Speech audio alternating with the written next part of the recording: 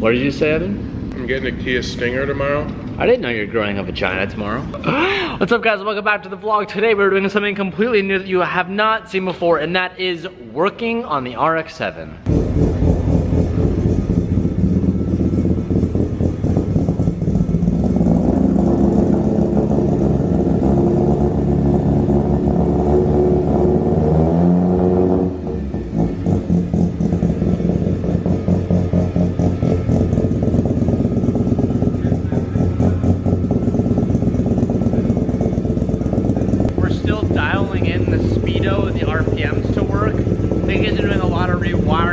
Trying to get it to work. So right now while the car is running, Nicky is testing connections and leads to see if we can find where the right wire is.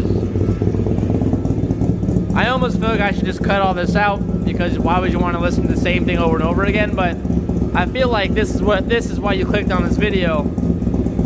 So let's just keep the raw footage.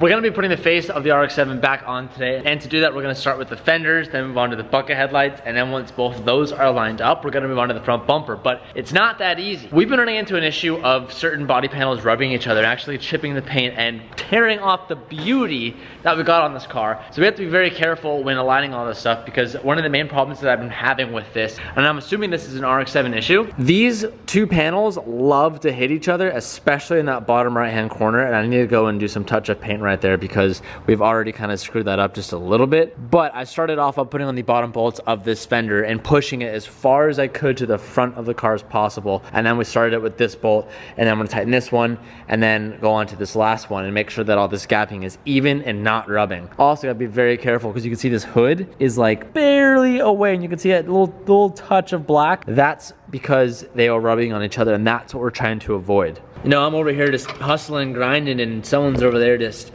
mucking. Someone's just mucking away. The piece of resistance. Oh, doctor.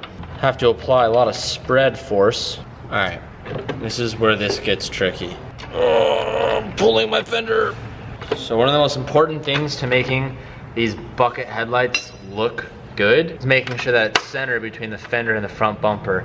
A lot of times I've seen people just not really pay that close of attention to that, and it's that little lack in details that just make it look bunk. Is it cold? No, not yet. Not yet. Later for the Dude, boys. we should bring the other fridge and the other shop in here. We need a shop fridge full of man drinks and Monster for me, because I'm not a man. Damn, that's good fitment. It's pretty even. It's a little bit more right here, but that's the lens fitment. But we have the front. Yeah, but when the front bumper's on, it will sit. Just you wait. No, yeah. Oh, whoa. Putting on the other side of the fender right now. I'm trying to push it to the front of the car as much as possible, so I can create a larger door gap to eliminate any rubbing. Shout out to Downstar. We're even using your pretty hardware underneath the car. It can't focus, but looks pretty trick. Mick, I can see up your skirt from here. You like what you see, brother? Oh boys, that right there is a good looking RX-7. Oh man, let's get a hood check. Calling in a hood check.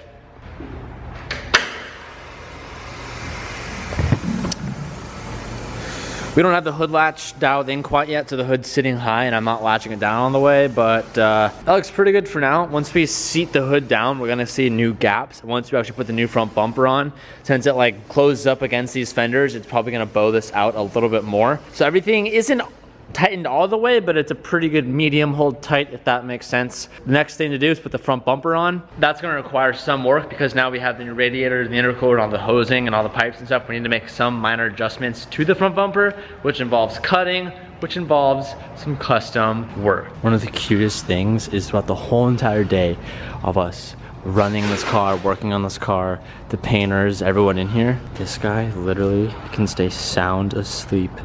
And it's just like, nah, fam, I don't even care. I'm just gonna nap right now. I'm just straight chilling. You guys do your thing. I'm just gonna stay here and kick it.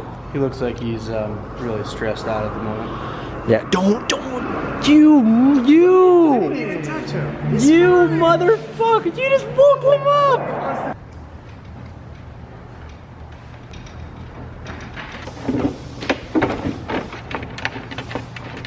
So something about this bumper that I really don't like is how much hardware it needs to fully assemble it. There's like 3 bolt holes right here that we have to do that are extremely difficult to get to. It's in that back corner, and if you have like wheels on here or even had any type of fender liner, it literally becomes impossible. Before we go any farther, we're gonna double check that our bumper lights are still in functioning form. I don't know if they come on at key on. Oh yeah, damn, that looks dope. Can you do the blinker? Okay, so that's what it looks like during the day. They need to be upgraded to LED. Yeah. So they match. Absolutely. So halogen to LED is quite a bit difference in light output, so I think it would look way better if we ordered an LED kit. Can you do the turn signal? Ah, I can't even pick that up on camera here. Hold on, guys. Let me try and, there it is. All right, yeah, there's definitely some gap issues we have to figure out, but here's a good little sneak peek. Man, that looks so cool. I love it because there's nothing else on the road right now that looks like this. Like nothing. It's 100% unique in every way, shape, or form. That's my favorite thing about this car. I have a couple updates for you guys. One, I'm gonna be doing another meet and greet at AutoCon New York. That's in like 2.5 weeks. I believe it's July 8th. I'm gonna be in New York City. Honda Company's gonna have another pop-up shop. It's gonna have limited edition shirts just for New York. So if you're near New Jersey, Philadelphia, Maine, any area around New York City, I expect to see you out there. I've never traveled this far for a meetup event, so I'm seriously expecting to see all of you guys out there. Number 2, update on these shift knobs.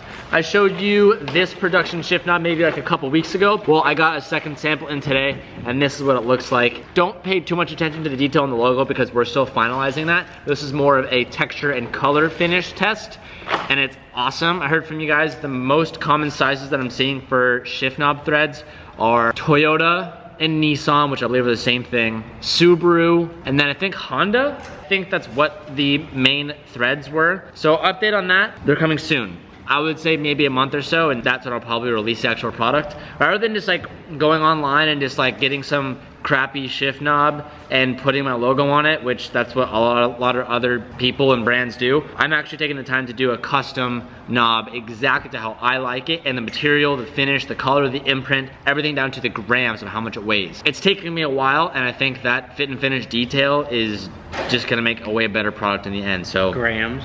This is weighted in grams. How many grams is that? I don't know, but shift knobs are weighed in grams, Mickey. Shouldn't you know that?